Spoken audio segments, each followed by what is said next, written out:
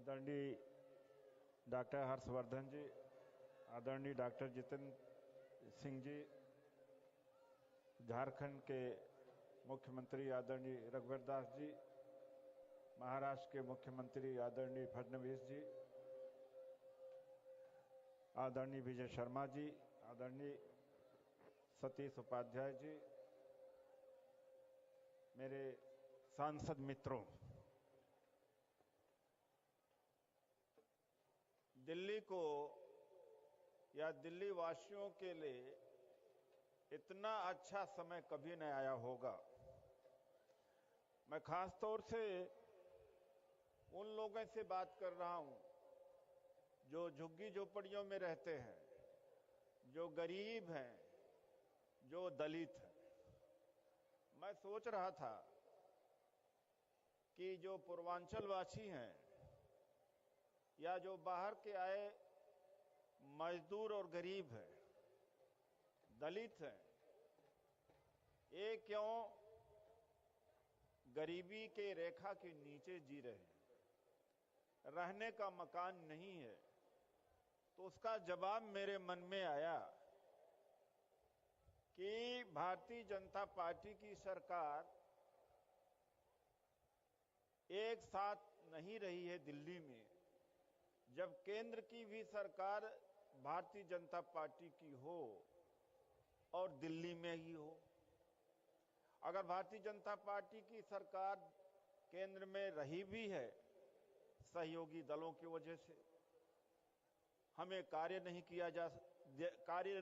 करने दिया जाता था, तो पहले बार ऐसा सहयोग बन रहा है और बनेगा, बना हुआ है कि केंद्र में तो हमारी सरकार है ही है, दिल्ली में भी हमारी सरकार होगी।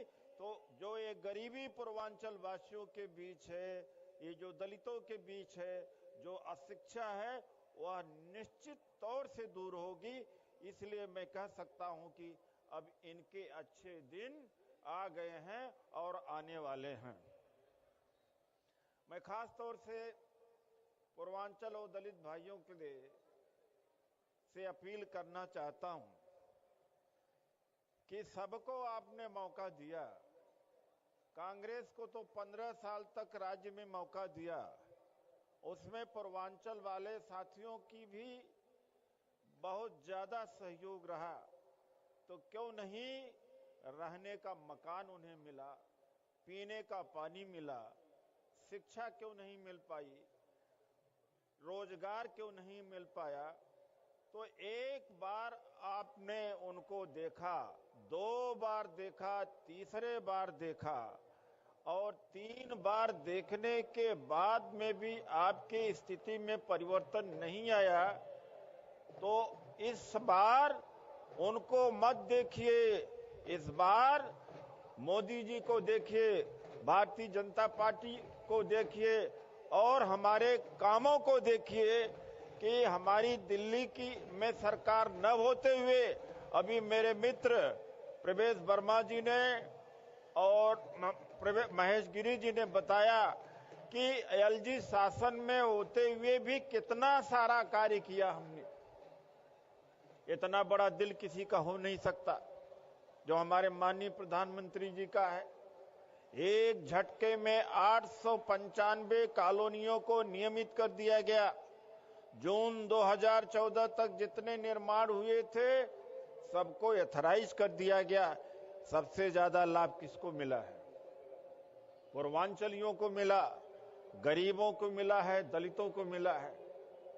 तो ये तो मैं शुरुआती ट्रेलर की बात कर रहा हूं कि हमारी सरकार राज्य में न होने के बावजूद में इतने बड़े कार्य किए गए, जो कार्य सरकार में रहते हुए कांग्रेस 15 साल में नहीं कर सकी है। अभी हवाला आ रहा था अरविंद केजरीवाल जी का, आम आदमी पार्टी का। अरविंद केजरीवाल जी मेरे 3 साल जूनियर थे।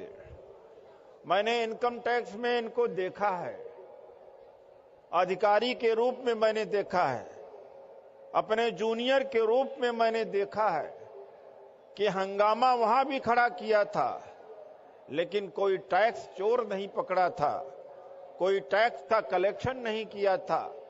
वही चरित्र इनका परिलक्षित हुआ जब ये मुख्यमंत्री बने।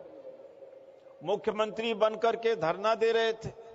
मुख्यमंत्री बनने के बाद धरना नहीं देना चाहिए, काम करना चाहिए था।